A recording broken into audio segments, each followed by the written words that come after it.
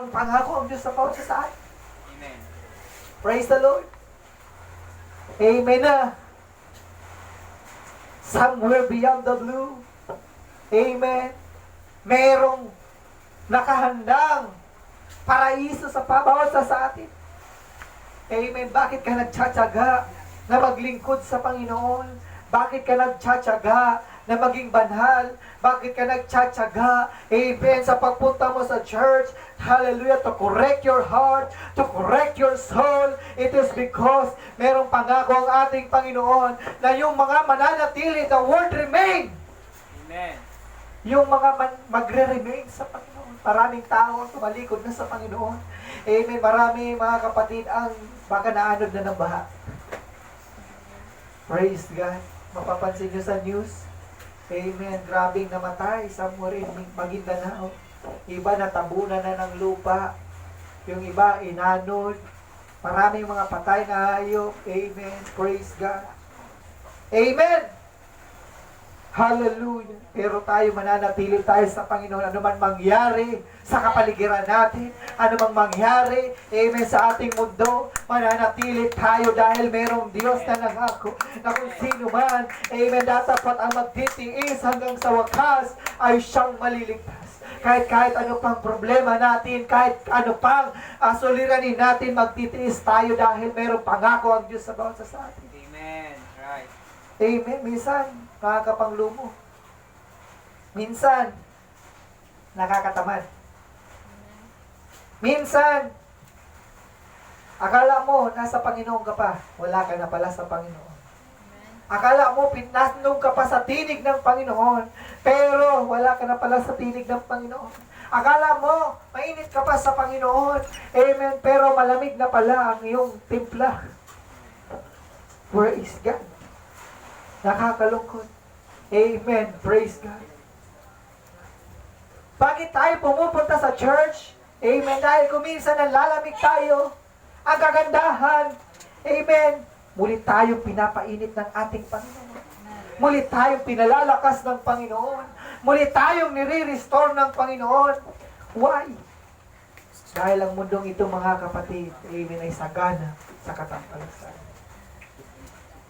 The Lord doesn't want, hallelujah, ang ating pag-ibig sa Kanya ay manlamig. Praise God. Marami tayong naririnig, divorce. Marami tayong naririnig ng walayan, annulment. Dahil yung pag-ibig ay nanlamig. Amen. Baka nakakita ng iba or baka hindi nagkasundo. Nanlamig yung kanilang pag-ibig.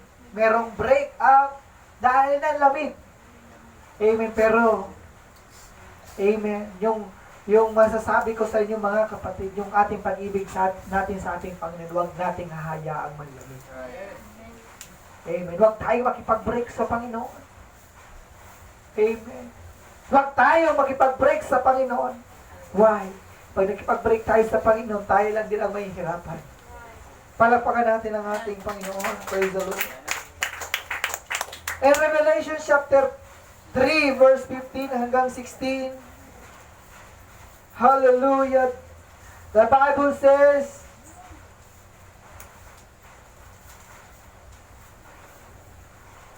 chapter 3, verse 15 hanggang 16, I know thy works, that thou art neither cold or hot. I would thou were cold or hot.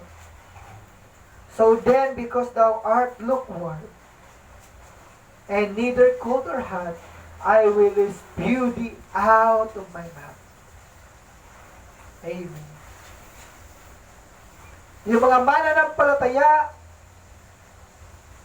na ang paglilingkod ay lukewarm. Alam niyo po yung lukewarm? Maligamgam. Amen. Ay, ang sabi ng Panginoon, I will spew thee. Isusuba ng Panginoon pagdating ng araw. Kung ang ating paglilingkod sa Panginoon, 50-50, Yung kalahati ng ating katawan ay sa mundo at ang kalahati ay sa Diyos. Amen? Parang sakang. Alam niyo yung sakang. Praise the Lord.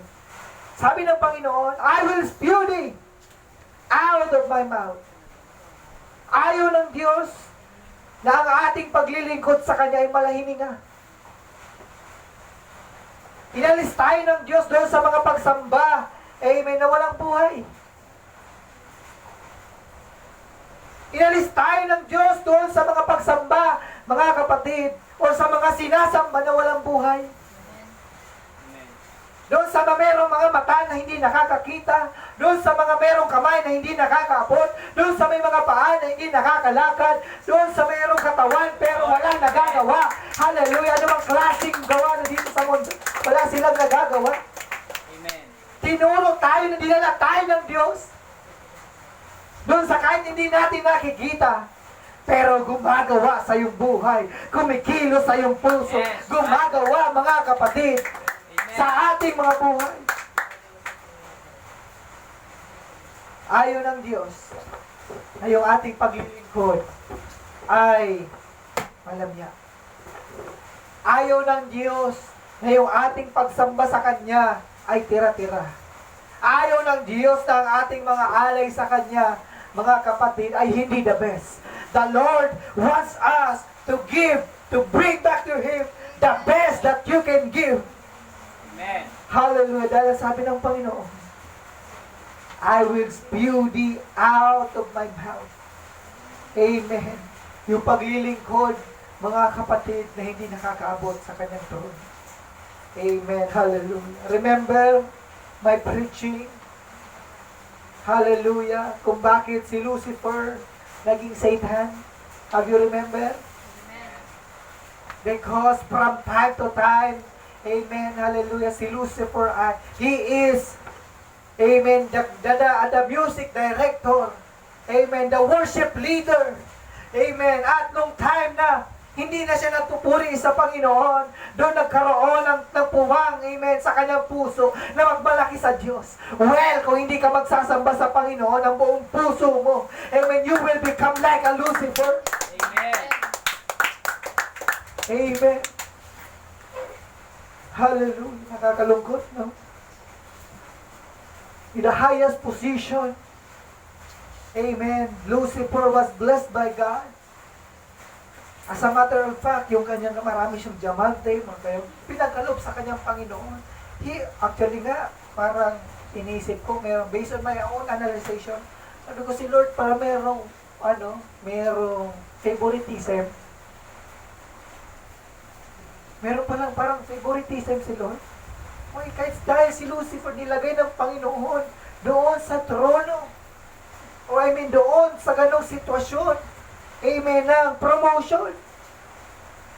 But still, amen, ang nakakalungkot, bless ng Panginoon, and praise God, malaki sa kanya sarili. Maraming mga mananampalataya nung hindi pa naglilingkod sa Panginoon, amen, they are so hot in serving God. Yung kanilang mga pananampalataya sa Panginoon ay masyado talagang hindi matatawaran. Pero nung nagsimula ng paglingkod, nung simula mga kapatid na i-bless ng Panginoon, nagkaroon ng trabaho, nawala sa Panginoon. Lord, pagkaluban mo ko ng trabaho para magamit mo. Nung nagkaroon ng trabaho, nawala sa church. Amen. Praise God. A piece of advice to all of our students. Pag bless kayo ng Panginoon, huwag niyong kakalimutan sa inyo. Amen. Dahil hindi kayo magpo-prosper. Amen. Siguro mag-prosper ka sa trabaho mo.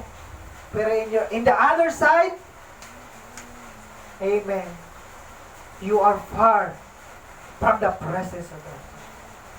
Ayaw ng Diyos, mga kapatid, amen, na malahininga yung ating mga pagsamba sa Kanya. Yung ating mga paglilingkod sa Kanya. Amen, hallelujah. Ayaw ng Diyos na ang ating paglilingkod sa Kanya ay 50-50. or baka 70-30.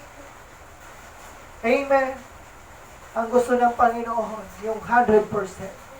Sa iyong desisyon, sa iyong mga lakad, sa iyong trabaho, sa iyong pag-aaral, sa lahat ng aspeto ng iyong pamumuhay. Amen. Dapat nandoon tayo sa kamay ng ating Panginoon. Amen. Everybody say, praise the Lord. Praise the Lord. Dapat nandoon tayo sa kamay ng Panginoon. Praise God. In 2 Timothy chapter 4 verse 3, hallelujah. Sabi dito mga kapatid,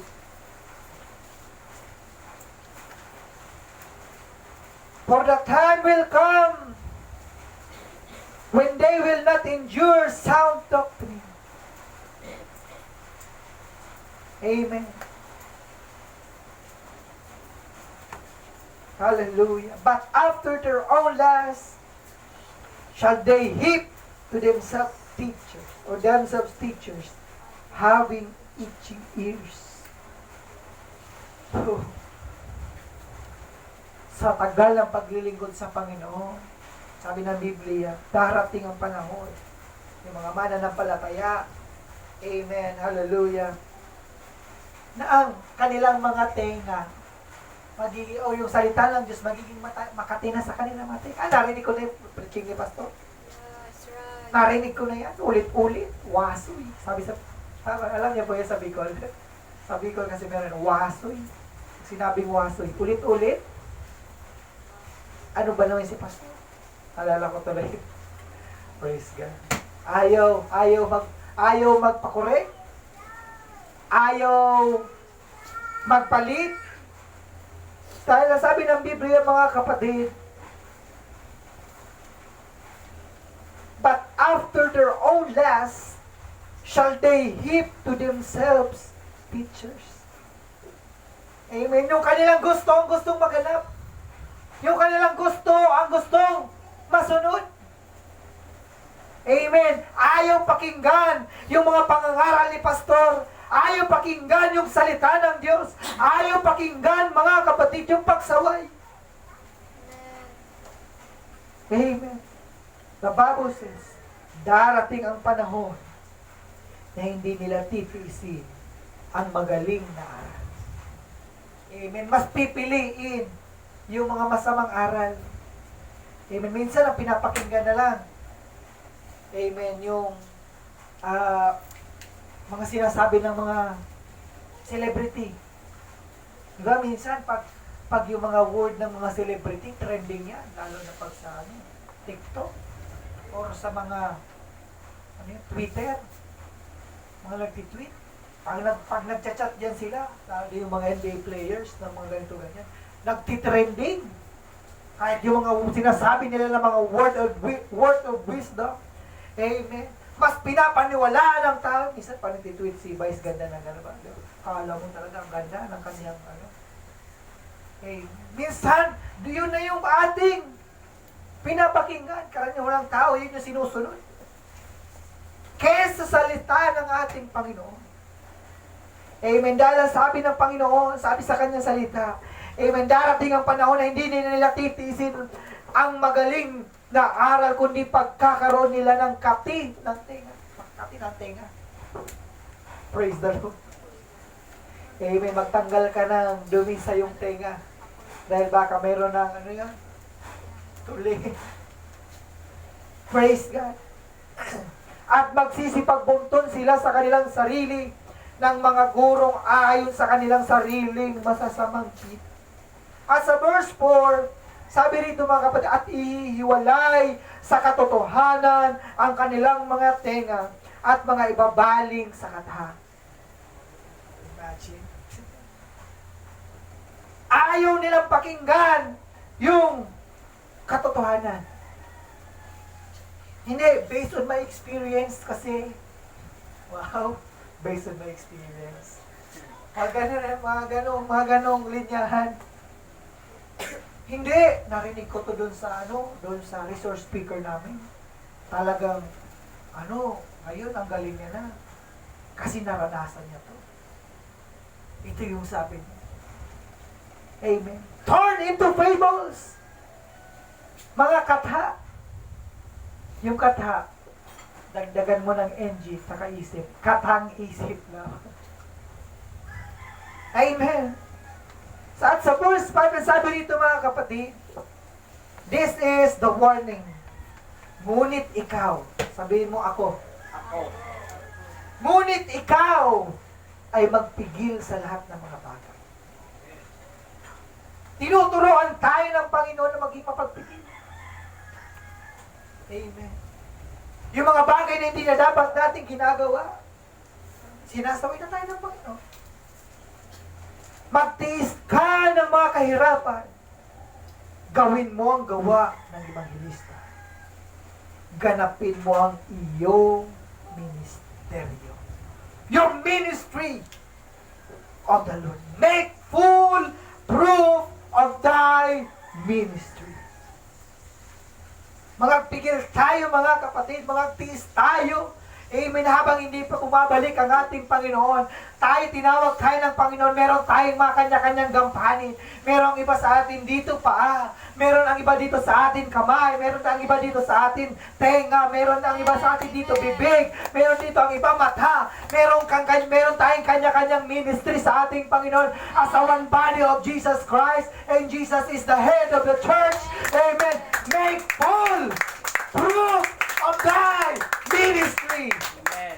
Gampanan mo ang iniatang sa iyo ng ating Panginoon. Amen. Habang hindi pa bumabalik ang Panginoon, amen, gampanan mo. Marami man ang nawala, marami man ang tumalikod sa paglilingkod sa Panginoon. Merong iniatang sa iyo, kapatid, ang Panginoon na ministeryo. Gampanan mo ito. Huwag kang mag-imagod sa paggawa ng mabuti. For in due season, we shall reap, or you shall reap, if you faint not in the Lord. Palakpakan natin ang ating Panginoon. Lord. Hallelujah, Jesus. In 2 Timothy chapter 3, hallelujah, verse 2 or verse 1, amen, hanggang sa mga preceding verse. Praise the Lord. Ang sabi rito, this know also that in the last days, perilous times shall come. Ulit-ulit natin sa mga pangangaral. Palagi nating nababasa yung ganito, perilous times shall come.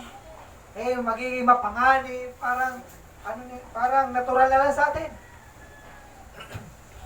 Actually, mga kapatid, bata pa ako, naririnig ko na, nababalik ng Panginoon. Praise God, hanggang ngayon, wala pa rin ang Panginoon. Praise God. Pero, ganun pa man, the show must go on. Tayo ang naghihintay. Kaya kahit mahirap, praise God, talagang susungin natin. Perilous time shall come in the last days. Sabi ng Biblia. Na nasa panghuling araw na tayo mga kapatid. Ang sabi rito, for men shall be lovers of their own selves. Siging mga sarili. Naibigin sa kanilang mga sarili. Amen. Gusto ko ganito. Gusto ko makuha ang kalayaan. Gusto ko makuha ko to. Gusto ko makamtan ko to. Kahit anong mga bagay, kahit anong paraan, gusto kong makuha ko to. Wow. Ganda, no? Gusto ko ako yung nasa taas. Ako yung boss. Ako yung nakakataas. Gusto ko ako. Puro ako. Parang si Lucifer. Nahulog si Lucifer. Amen. Hallelujah. Doon sa word na ako. Amen. Ako na lang palagi. Praise God. Maibigin sa salapi. Praise God. How can we classify? Amen na maibigin sa salapi? Sayang kasi Brother Japet yung araw ng linggo. Inggam pa sana yun. Hindi ko naman pastor love yung salapi. Sayang lang kasi. Sayang lang kasi araw ng linggo. Kaya tuloy, ang problema, ang nangyari tuloy, nakakuha ng doble sa linggo, nagkasakit ng Lunes, hindi nakapasok na isang linggo. Everybody say, praise the Lord. Praise the Lord. Amen. Darating ang panahon, or kahit sa panahon natin ngayon, kahit sa mga pastor, mayroong mga pastor na sahuran. Sinasahuran po ba ako dito, Sister Lenny? Mayroong mga ministro sinasahuran. At ang nakakalungkot po ganito, pag hindi nagustuhan ng mga member yung pag-ingatan ng pastor, pastor, wag ka lang babalik. Dahil yung pastor sinasahuran. Sila yung nasusunod, kung ano yung papangaral, kung ano lang gusto nila. Ito naman si pastor, sunod-sunod lang dahil may sahod kaya. Praise God. Maraming mga, kahit sa UPC, maraming lumabas sa UPC. Dahil doon sa, merong offer, may sahod. Tuturo nila yung ganito. Nasilaw sa salapi. Amen. Maraming na-convert kay Kibuloy. Alam niyo naman si Kibuloy, maraming pera yan. Maraming siyang nadala. Amen. Hindi pa kayo nagpapa-clearance, magpa-clearance sa kayo. Praise the Lord. Magiging maibigin sa salapi. Amen. Mayayabang. Amen. Sino pang mayabang dito? Praise God. Nung naglingkod tayo sa Panginoon, sinurrender natin yung ating mga kayabangan. Sinurrender natin yung ating mga pride. Amen. Yung pride equals yabang yan. Yung word na pride equals yabang. Sinurrender natin yan sa Panginoon. Na kahit alam natin, professional ako dito. Accountant ako dito. Or degree holder ako dito. Bakit mo ko pagsalansanin ng upuan? Parang ganun. Amen. Pero sinurrender natin yun sa Panginoon. Hallelujah. Dahil nais natin maging karapat-dapat sa Kanya. Yes, amen. Hallelujah. Mga mapagmalaki. Kung may bago kong cellphone. Meron akong bagong sapatos. Meron akong ganito ganyan. Marami akong pera. Mapagmalaki. Being proud. Boosters. Mapagtungyaw. Masuwayin sa mga magulang. Amen. Sino pa mga masuwayin dito sa magulang? Masuwayin pa ba, Brother Nards? Brother Japet, masuwayin pa ba? Praise the Lord. Darating ang panahon, ating mga anak. Kahit kami mapanood tayo sa mga television, yung anak pinatay yung ina. Amen. Sa ating mga kabataan, maging tayong masunuri sa mga magulang. Ephesians chapter 6 verse 1. Ano sabi? Children, obey your parents. And then,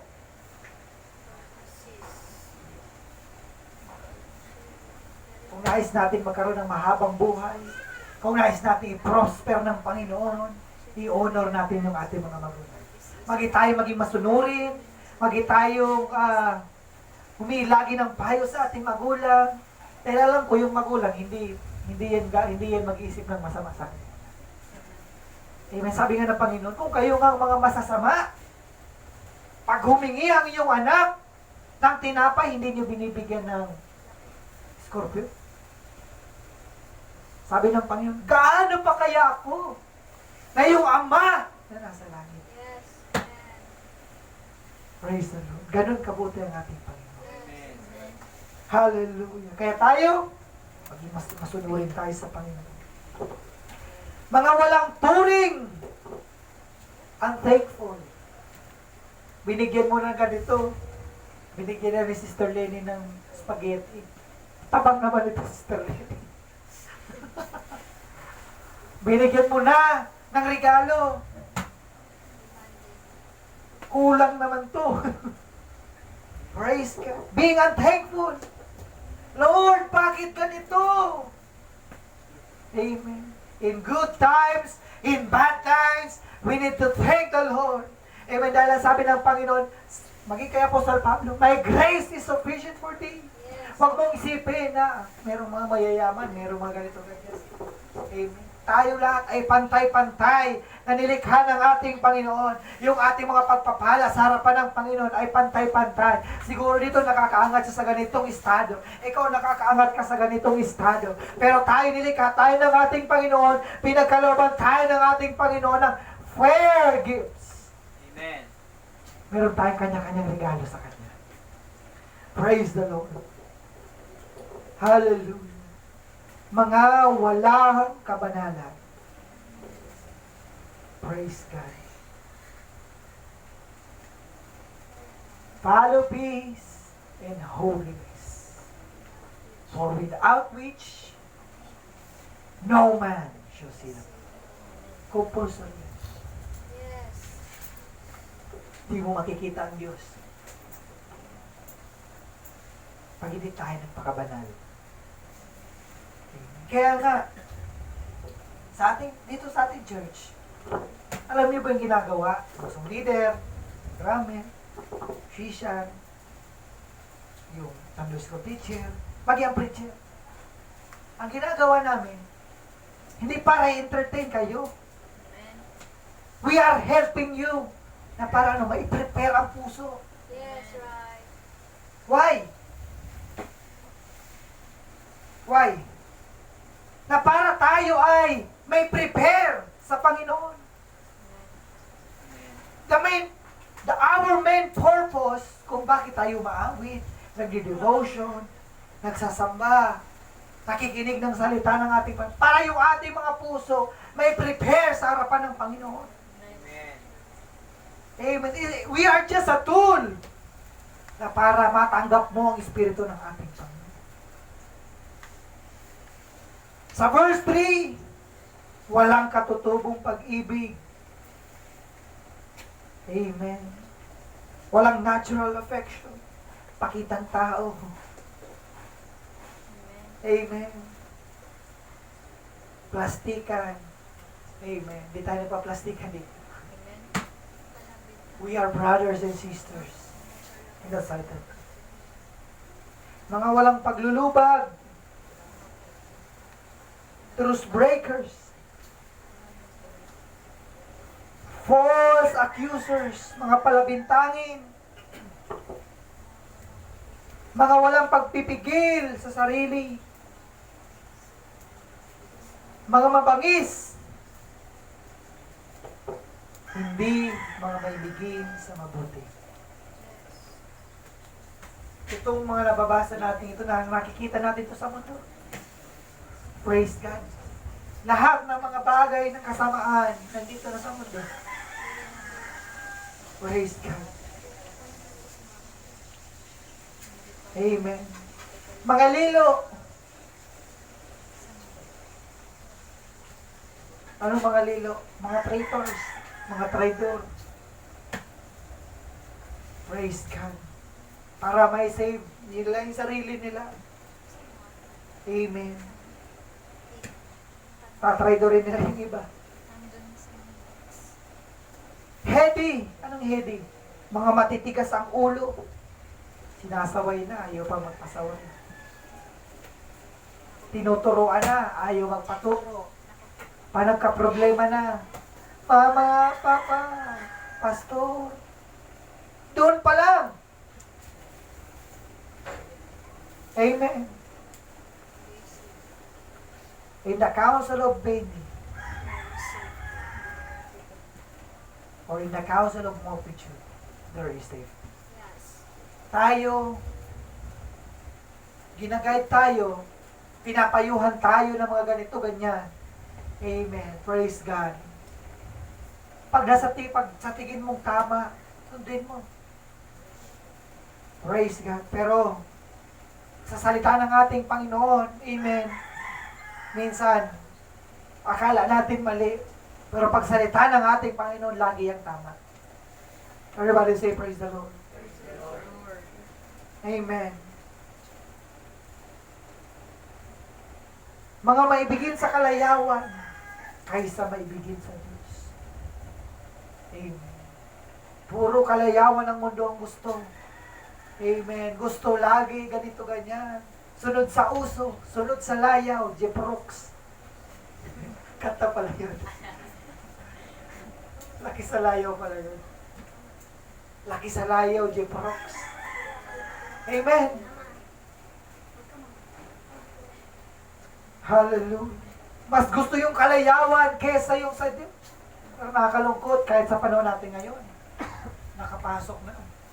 Kita mo yung mga simbahan, may mga ilaw-ilaw na nagano. Akala mo diskuhan. Praise the Lord. Hallelujah. Na may anyo ng kabanalan, ngunit o datapwat, tinatanggihan ang kapangyarihan nito. Amen yung kala mo, banal-banalin, banal-banulin pala. Mayroong anyo. Amen. Ng kabanalan, pero tinatanggihan ito. Ang kapangyarihan nito. Ang sabi ng Biblia, lumayo ka rin naman sa mga ito. Pinapalayo tayo ng Panginoon sa ganung mga bagay. Hallelujah. Pinapalayo tayo mga kapatid. Hallelujah. Sa ganung mga klaseng tao. Para hindi tayo madamay. Sa isang kamatis na bulok, ihalo mo doon. Or yung isang hindi bulok, ihalo mo sa mga bulok. Mga isang araw siguro niyang bulok na rin yung iba. Kaya sabi ng Panginoon, lumayo ka rin naman sa mga ito. Pinapalayo tayo ng ating Panginoon sapagkat ito ang nangangaghapang sa mga bahay at binibihag ang babaeng haling na lipos ng mga kasalanan. Hinihila, amen, ng mga iba't ibang pipa. Praise God, na laging nagsisipag-aral at kailan pa man ay hindi nakakarating sa pagkaalam ng katotohanan. Imagine. Hallelujah. Matagal lang nakakarinig ng salita ng Panginoon. Pero, bonsai pa din. Amen. Parang hindi niya pa rin lagi na alam, hindi niya pa rin laging nalalaman yung katotohanan. Praise God.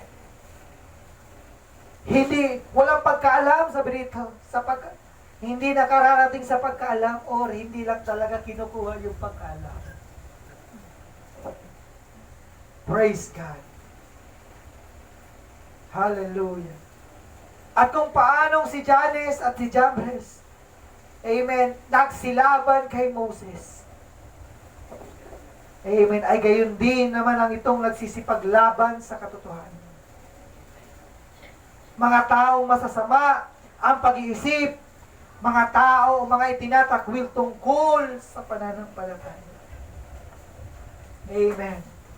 Si Jannes, mga kapatid, at si Jambres, amen, they have the spirit of rebellion. Laban sa kanilang mga leader, o laban sa kanilang leader, mga kapatid, laban sa authority ng ating Panginoon, laban sa salita ng ating Panginoon, dahil gusto nilang masunod yung kanilang gusto. Amen. Binigyan tayo ng leaders para mag-lead sa atin. Amen. Hindi sana kung ikaw yung nilagay ng Diyos na leader, hindi sana ikaw na lang nag-lead. Everybody say, praise the Lord. Dahil kung sabi ng Panginoon, sabi ng ating binasa, kung tayo ay magsisilaban, amen, katulad ni Jannes at ni Moses, ay ni Jambres, para tayo nagsisilaban sa katotohanan. Praise God. Sabi ng Biblia, I forgot the exact verse. Amen. Pag tayo ay salungat sa Panginoon, para tayong sumisipa sa talim. Nakakita na po ba kayo noon, yung talim? O sinipa ng paa? Ano magiging resulta? Sinong masasaktan? Yung nagsipa. Ganun tayo sa harapan ng Panginoon. Di more tayo lumalaban sa katotohanan, di more tayong masasaktan. Di more tayong mahihirapan. Di more tayong mabubugbog. Di more tayo, mga kapatid, magiging miserable. Amen.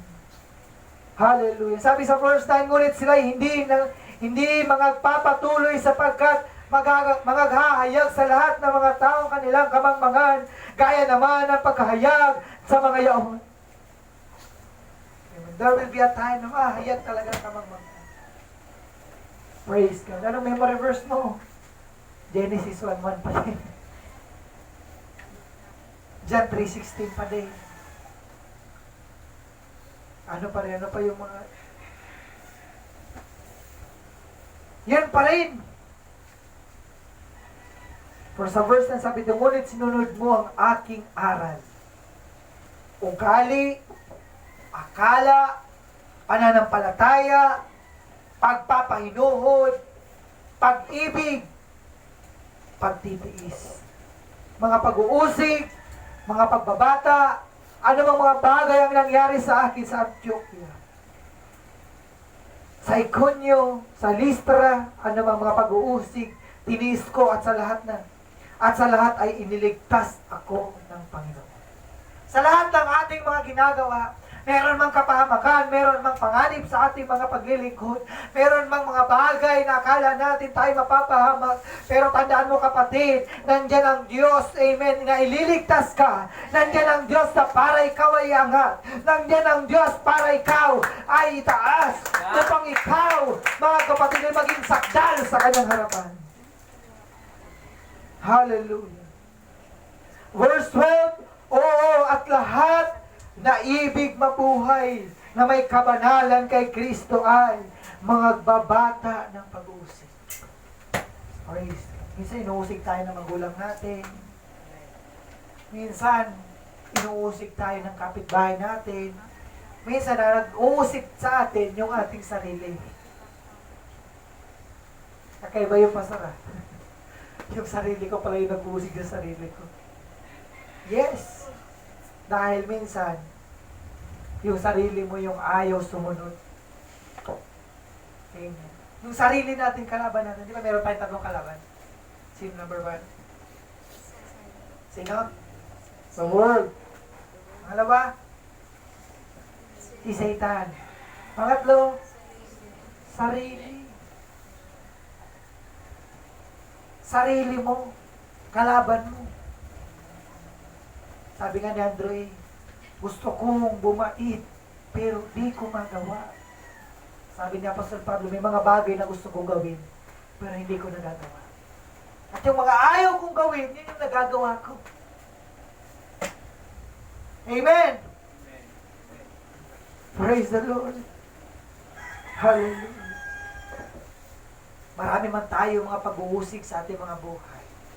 Merong tayong Diyos na malalapitan. Merong Diyos sa atin na nagpapalakas. Pumupunta tayo sa church para muli tayo ma-restore ng Kanyang Espiritu Santo.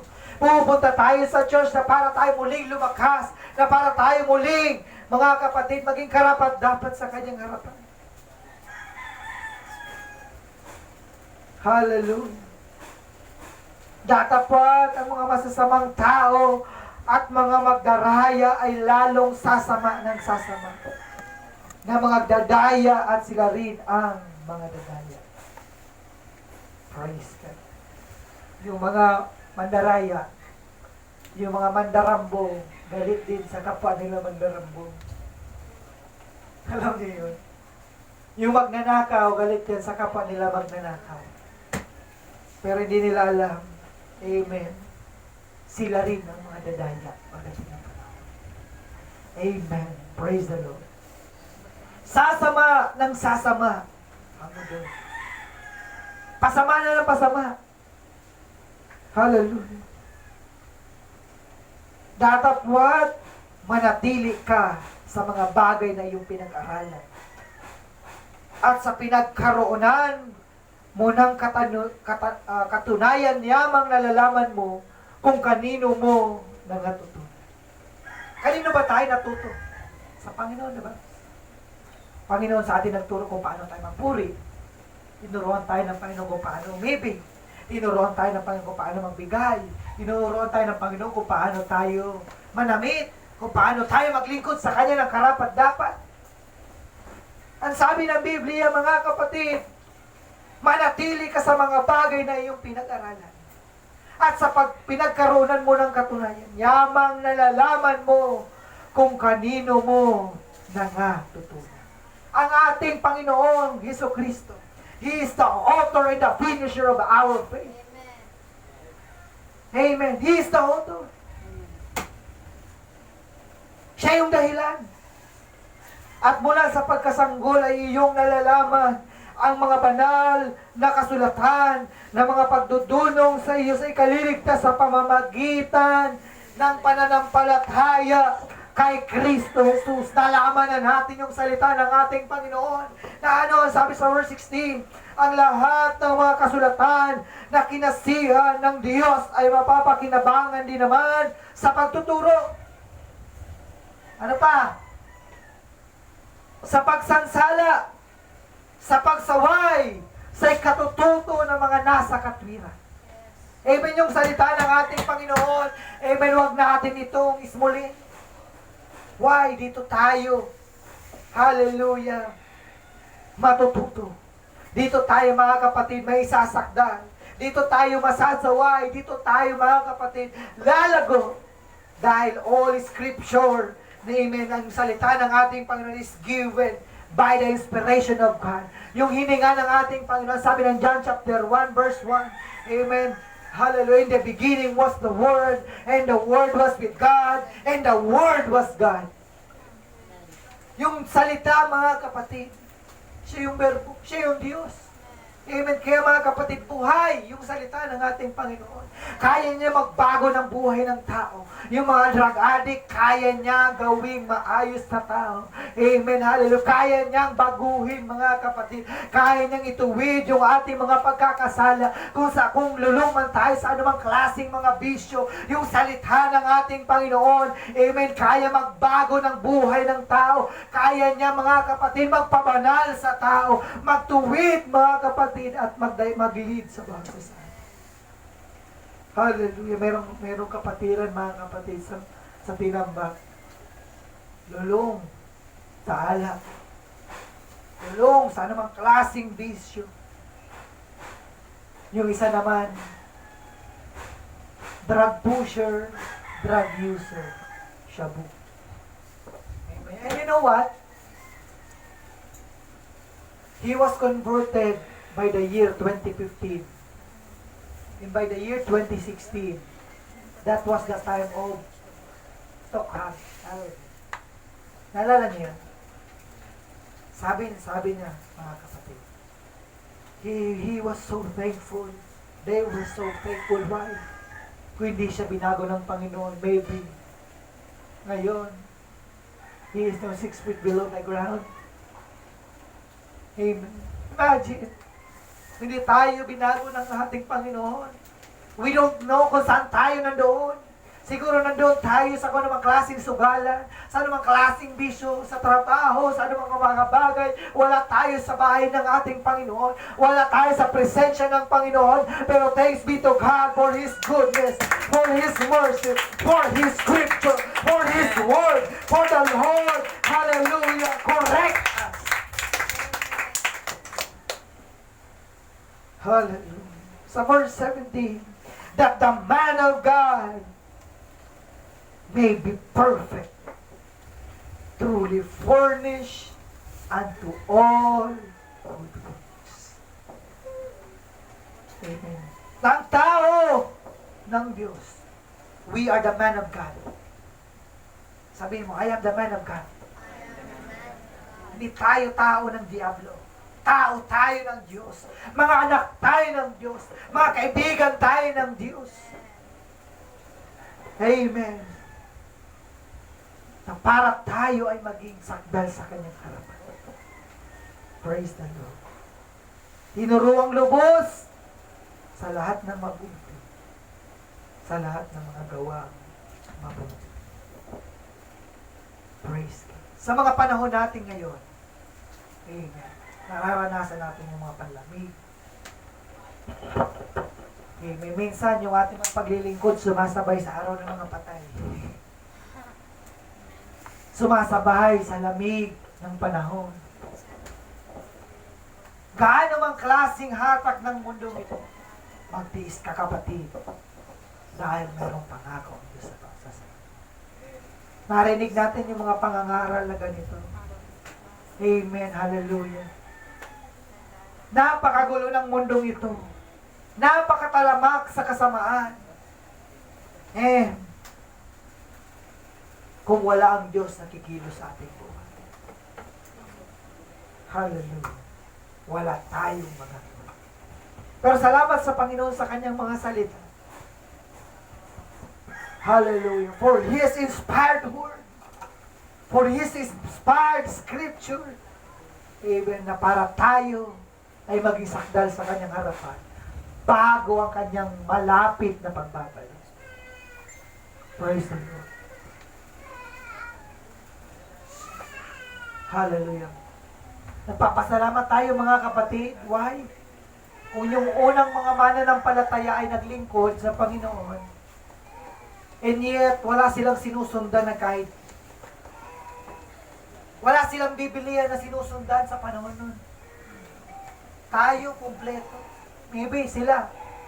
Pero ilan lang ang nagbubukas nun? Mga Levitical priest. Mga tao lang ng Diyos. Mga hallelujah. Yung mga ministro lang mga kapatid yung dapat magbukas. Ang magbasa. Pero sa panahon natin ngayon, kahit saan, anywhere, kahit nasa sulok ka, kahit nakahiga ka, kahit nakaupo ka, kahit nasa kwarto ka, you can read the Word of God na para ikaw ay lumago. You can read the Word of God. Amen. You can call upon the name of the Lord na para matanggap mo ang Espiritu ng ating Panginoon upang ikaw ay maging sakdal sa kanyang harapan. Meron lang paalala ang ating Panginoon. Pagtiis tayo sa Kanya. Harapan. Tumayo tayong lahat mga kapatid.